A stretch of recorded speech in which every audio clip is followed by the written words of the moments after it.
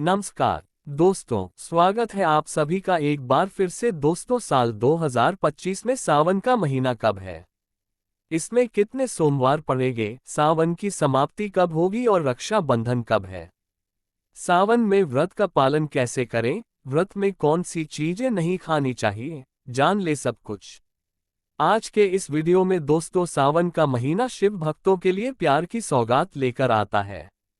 यही वह महीना है जिसे हम प्यार का महीना कहते हैं। शिव भक्त बड़े जोर शोर से सावन के महीने का बड़ी ही बेसब्री से इंतजार करते हैं। सावन में भगवान शिव धरती पर आकर अपने हर भक्त के घर में वास करते हैं। सच्ची भक्ति करने पर धन धान्य से घर भर देते हैं। सावन का हर एक दिन बहुत ही शुभ माना जाता है। हर दिन पवित्र होता है। हर दिन भगवान शिव की पूजा की जाती है। लेकिन सोमवार के व्रत की बात ही कुछ और होती है। सावन के बारे में हर बात बताने से पहले आपसे रिक्वेस्ट करते हैं कि वीडियो को लाइक जरूर करिएगा, दोस्तों को शेयर कर दीजिएगा और आपने अभी तक चैनल को सब्सक्राइब नहीं किया है तो चैनल को सब्सक्राइब करके बेल आइकॉन जरूर दबाइएगा। चलिए पहले जानते हैं सावन के इस पवित्र महीने में कितने सोमवार पड़ेंगे और आपको कितने व्रत रखने हैं। दोस्तों, सावन का महीना इस साल 11 जुलाई दिन शुक्रवार से शुरू हो रहा है। इस समय बहुत ही शुभ योग बन रहा है। ये दिन साक्षात मंगलकारी है। इस दिन आप भगवान शिव की पूजा अवश्य करें। 11 जुलाई से शुरू हो रहे सावन के महीने में इस बार शिव जी की अधिक कृपा बरसेगी, क्योंकि इस साल सावन अद्भुत संयोग में आ रहा है। इस बार सावन माह के पहले सोमवार पर आयुष्मान और सौभाग्य योग समेत कई मंगलकारी योग बन रहे हैं। इन योग में भगवान शिव की पूजा से सड़क को स्वर्ग समान सुखों की प्राप्ति होगी। इस बार सावन के 4 सोमवार पड़ेंगे। पहले सोमवार का व्रत 14 जुलाई को, दूसरे सोमवार का व्रत 21 जुलाई को, तीसरे सोमवार का व्रत 28 जुलाई को, चौथे और अंतिम सावन सोमवार का व्रत 4 अगस्त को रखा जाएगा। भगवान भोलेनाथ आपके घर में स्थायी रूप से वास करने वाले हैं, तो ऐसे में दिल खोलकर भगवान शिव की उपासना और भक्ति में लग जाए। सावन का पहला सोमवार 14 जुलाई को पड़ेगा। इस दिन आप व्रत अवश्य रखें। भगवान भोलेनाथ आपकी सभी मनोकामनाएं अवश्य पूर्ण करेंगे। सावन शिवरात्रि इस बार 23 जुलाई दिन बुधवार को है। सावन की समाप्ति होगी 9 अगस्त को और इसी दिन रक्षाबंधन का त्योहार मनाया जाएगा। 9 अगस्त को सावन पूर्णिमा होगी। ऐसे में आप जान लेते हैं सावन के इस पवित्र महीने में कौन सी गलती नहीं करनी चाहिए, जिससे कि शिव जी नाराज ना हो। और सावन व्रत में यह फल तो कभी मत खाना नहीं, तो भगवान भोलेनाथ आपसे क्रोधित हो सकते हैं, आपका व्रत टूट सकता है। आइए जानते हैं कुछ ऐसी सावधानियां जिन्हें भूल कर भी नहीं करना चाहिए। नंबर 1, शास्त्रों में बताया गया है कि व्रतधारी को उधार मांगकर फल आदि नहीं खाना चाहिए। इससे पाप लगता है और व्रत अधूरा रह जाता है। सोमवार का व्रत हो या कोई और व्रत में पड़ोसियों से मांगकर फल वगैरह खाना नहीं चाहिए। व्रत में उधार मांगकर खाने से व्यक्ति का व्रत झूठा हो जाता है। ईश्वर की शरण में आने पर व्यक्ति को झूठ नहीं बोलना चाहिए, कर्ज नहीं लेना चाहिए, चुगली आदि नहीं करनी चाहिए, उधार मांगकर भी खाना नहीं चाहिए। अगर व्रत के दौरान आपको कोई अपनी मर्जी से खाने के लिए कुछ देता है तो उसे आप खा सकते हैं, लेकिन व्रत में कम से कम उधार मांगकर फल आदि खाना नहीं चाहिए। इससे पाप लगता है और व्यक्ति की पवित्रता भंग हो जाती है। नंबर 2, सोमवार का व्रत हो या सावन का व्रत, आपको नाशपाती नहीं खाना चाहिए। दरअसल इस फल का नाम नाशपाती यानी नाश करने वाला होता है, इसलिए इस फल को व्रत में नहीं खाना चाहिए। व्रत आदि को छोड़कर किसी और दिन आप इसे खा सकते हैं, लेकिन जिस दिन आपका व्रत हो उस दिन नाशपाती का सेवन बिल्कुल नहीं करना चाहिए और भगवान को भी नाशपाती नहीं चढ़ाना चाहिए। नंबर 3, कभी कुत्तू या सिंघाड़े का आटा खाने से भी आपका व्रत टूट सकता है। दोस्ती, लंबे समय से रखा हुआ आटा आपका व्रत भंग कर सकता है। दरअसल पुराने आटे में घुन कीड़े पड़ जाते हैं जो ठीक तरह से दिखाई भी नहीं देते। ऐसा आटा खाने पर दरअसल आप मांस का सेवन करते हैं और व्रत में कीड़े खाना घोर पाप के बराबर माना गया है। आपका व्रत इससे भंग हो जाता है। व्रत में ताज़ा आटा खाना चाहिए। लंबे समय से रखे हुए आटे में कीड़े पड़ जाते हैं तो ऐसा कभी न करें। व्रत हमेशा शुद्धता में ही रखना चाहिए। सावन का महीना बड़ा ही पवित्र महीना माना गया है, इसलिए यह 5 चीजें भगवान शंकर के पास कभी न रखे। जानते हैं उनके बारे में। नंबर 1, जहां शिवलिंग रखा हो या महादेव की कोई भी प्रतिमा हो वहां पर भूल कर भी जूते चप्पल लेकर जाना नहीं चाहिए। जरा सोचिए, जब आपके कमरे में कोई चप्पल लेकर प्रवेश करता है तो आपको कितना क्रोध आता है। तो इसी कारण महादेव भी आपसे नाराज हो जाते हैं और आपको मिलने वाला फल नष्ट हो जाता है। ऐसे में हमेशा मंदिर में नंगे पांव ही प्रवेश करें, क्योंकि चमड़े की चप्पल हमेशा अशुद्ध रहती है। इससे देवशक्ति नाराज होती है। नंबर 2, अक्सर महिलाओं को मासिक धर्म आ जाता है और वह बिना किसी को बताए पूजा पाठ कर लेती है, जो कि शास्त्रों में वर्जित माना गया है। इस समय महिलाओं को जानकर भी अनजान नहीं बनना चाहिए। अगर आपको मासिक पीड़ा है तो घर के मंदिर में या बाहर के मंदिर में प्रवेश नहीं करना चाहिए। इससे देवशक्तियां नाराज होकर आपसे क्रोधित हो सकती है। ऐसे समय में शिवलिंग को छूना घोर पाप के बराबर माना गया है। जरा सोचिए, ऐसी अवस्था में जब खुद महिला को बुरा लगता है तो ईश्वर को कितना बुरा लगेगा। इसलिए महिलाओं को ऐसी अवस्था में मंदिर या यात्रा में जाना, घर में पूजा पाठ करना, भगवान की प्रतिमा को छूना या तुलसी में पानी भी नहीं डालना चाहिए। तुलसी का पौधा भी इससे सूख जाता है। जब देवी शक्तियां नाराज होती है तो लाजमी है कि घर में कंगाली और गरीबी आने लगती है। लड़ाई झगड़े होने लगते हैं तो ऐसा कभी मत करना। नंबर 3, शास्त्रों में बताया गया है कि जहां होता है शिवलिंग वहां पर सभी देवी शक्तियां सक्रिय रहती है। जिसके घर में शिवलिंग होता है वह व्यक्ति महादेव की कृपा सदैव पा लेता है। वास्तुशास्त्र के अनुसार शिवलिंग से हर वक्त ऊर्जा का संचार होता रहता है। इसलिए शिवलिंग पर जल धारा हमेशा होनी चाहिए, जो ऊर्जा को शांत रखती है।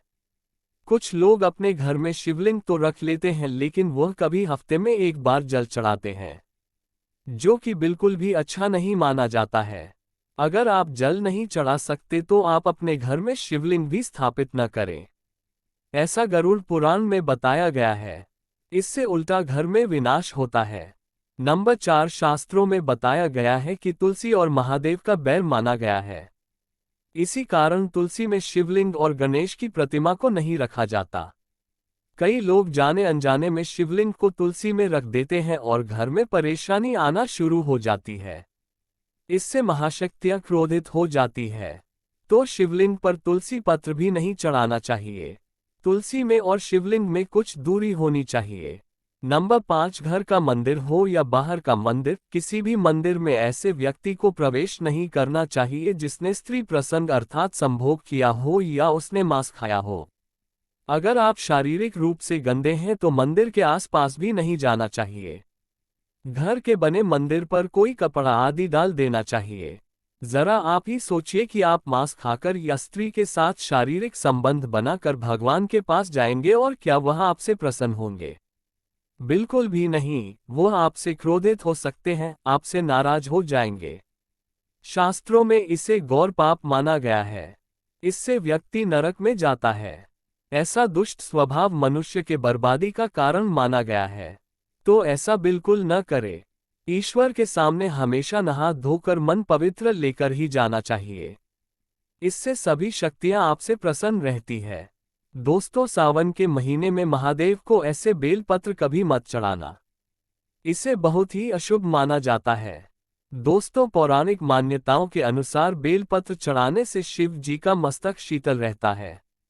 बेलपत्र से भगवान शिव की पूजा करने से दरिद्रता दूर होती है, व्यक्ति सौभाग्यशाली बनता है। इससे हनुमान जी भी प्रसन्न हो जाते हैं, क्योंकि वे शिव के ही अवतार हैं और इस बात को शायद ही कोई जानता हो। दोस्तों, अब आप ये जान ले कि बेलपत्र का उपयोग और इसके लाभ कैसे मिलते हैं। नंबर 1, तीनों लोकों में जितने तीर्थ स्थल प्रसिद्ध हैं, वे सभी तीर्थ स्थल बेलपत्र की मूल भाग में स्थित माने जाते हैं। इस बात को शायद ही कोई जानता हो। नंबर 2, अगर बेल का वृक्ष घर के बीचों बीच या पूर्व दिशा में लगा हो तो घर में धन धान्य की कभी कमी नहीं रहती और परिजन खुशहाल रहते हैं। नंबर 3, जो व्यक्ति बेल के वृक्ष के मूल भाग की गंध, पुष्प आदि से पूजा अर्चना करता है उसे मृत्यु के पश्चात शिवलोक की प्राप्ति होती है। अब जानते हैं बेलपत्र से जुड़ी और कुछ खास बातें। दोस्तों, चतुर्थी, अष्टमी, नवमी, चतुर्दशी और अमावस्या इन तिथियों को, साथ ही संक्रांति के समय और सोमवार को बेलपत्र नहीं तोड़ना चाहिए। पूजा से एक दिन पहले ही बेलपत्र तोड़कर रख ले। दोस्तों, बेलपत्र कभी अशुद्ध नहीं होता। अगर आपको पूजा के लिए नया बेलपत्र नहीं मिल रहा है तो आप किसी दूसरे के चढ़ाए हुए बेलपत्र को स्वच्छ जल से धोकर भगवान शिव को अर्पित कर सकते हैं। बेलपत्र में कम से कम 3 पत्तियां होनी चाहिए। कटी फटी पत्तियों का बेलपत्र भगवान शिव को गलती से भी अर्पित मत करना। कटी फटी पत्तियों को अर्पित करने से शिव का अपमान माना जाता है और बेलपत्र का भी। इसलिए बेलपत्र की पत्तियां एकदम साफ होनी चाहिए। दोस्तों, सावन के इस पवित्र महीने में जिस व्यक्ति को 5 संकेत मिल जाए तो इससे ये पता चलता है कि महादेव आपकी भक्ति से बहुत प्रसन्न है और आपको धनी होने से कोई भी नहीं रोक सकता। चलिए जानते हैं। नंबर 1, बैल का दरवाजे पर आना। दोस्तों, नंदी भगवान भोलेनाथ के वाहन है। नंदी को भगवान शिव का द्वारपाल भी कहा गया है। नंदी महाराज को बुद्धि और ज्ञान का प्रतीक माना गया है। शिव के मंदिर के बाहर हमेशा नंदी महाराज विराजित रहते हैं। लेकिन अगर सावन के इस पवित्र महीने में अचानक से नंदी महाराज आपके दरवाजे पर आ जाए और घर की चौखट को सींग मारने लगे, तब आपको समझ लेना चाहिए कि भगवान शिव आपके घर में आने वाले हैं। ये उनके आने का एक संकेत है। भगवान शिव आपकी भक्ति से बहुत प्रसन्न है और आपके घर में खुशियां आने वाली है। आपको धनी होने से कोई नहीं रोक सकता। लेकिन याद रहे, नंदी महाराज को तिलक लगाकर मीठा भोग जरूर खिलाएंगे। नंबर 2, सावन के पवित्र महीने में अचानक से आपके सपनों में अगर शिवलिंग दिखाई दे जाए अर्थात भगवान शिव दिखाई दे तो इससे आपको समझना चाहिए कि अब आपके जीवन से परेशानियों का अंत जल्दी हो जाएगा। भगवान शिव आपकी सच्ची आराधना भक्ति से बहुत खुश है और वह आपके घर में आने वाले हैं। ऐसे में याद रहे, शिव की भक्ति में कोई भी कभी न आने दे। घर को गंदा न रखे क्योंकि आपके घर में भगवान शिव पधारने वाले हैं। नंबर 3, शास्त्रों के अनुसार माना गया है कि नीलकंठ पक्षी भगवान शिव का प्रतीक है। अगर आपके घर में सावन के महीने में नीलकंठ छत पर आकर बैठ जाए तो उसे भूलकर भी मत भगाना, क्योंकि यह भगवान शिव का प्रतीक माना गया है। ऐसे में आपको खुश हो जाना चाहिए क्योंकि भगवान शिव आपकी भक्ति से बहुत खुश है। शास्त्रों में बताया गया है कि नीलकंठ अगर मनुष्य के घर पर आकर बैठ जाए तो ये घर में साक्षात महादेव शिव के आने का संकेत है। अब आपके बुरे दिन जाने वाले हैं। कहते हैं भगवान श्री राम ने इस पक्षी के दर्शन करने के बाद ही रावण पर विजय प्राप्त की थी। नंबर 4, सावन के पवित्र महीने में घर में काला सांप निकल आए तो इसे बहुत ही शुभ कारक माना गया है। इसे बिल्कुल भी न मारे, ये भगवान शिव की आने का संकेत है। जिनकी भक्ति से महादेव प्रसन्न होते हैं उन्हें महादेव किसी खास अवसर पर अपने दर्शन देते हैं। सावन का महीना बहुत ही पवित्र महीना माना गया है। यही वह महीना है जिसमें भगवान शिव धरती पर आते हैं और उसी घर में अपना वास बना लेते हैं जो सच्चा भक्त होता है। सपनों में किसी मंदिर में नाग नागिन का जोड़ा देखना बहुत ही शुभ कारक माना गया है। ये घर में शिव के आने का संकेत है। अब आपके खुश होने का समय आया है। नंबर 5, सावन के शुभ अवसर पर सोमवार के दिन डमरू की आवाज या घंटियों की आवाज सुनाई दे तो यह अत्यंत शुभकारी माना गया है। इसका अर्थ यह है कि भगवान भोलेनाथ आपसे प्रसन्न है और जल्दी आपके घर और जीवन में प्रवेश करने वाले हैं, जिससे आपका आर्थिक संकट दूर होकर जीवन में सुख समृद्धि आने वाली है। दोस्तों, महादेव की कृपा पाने के लिए एक बार भगवान शिव का जयकारा जरूर लगाएं। हर हर महादेव, ओम नमः शिवाय। भगवान शिव के लिए एक लाइक तो बनता है। उम्मीद करते हैं आपको जानकारी पसंद आई होगी। ऐसे ही धार्मिक जानकारी दिलाने वाले वीडियो देखने के लिए चैनल को सब्सक्राइब करें, बेल आइकन को प्रेस करें। धन्यवाद।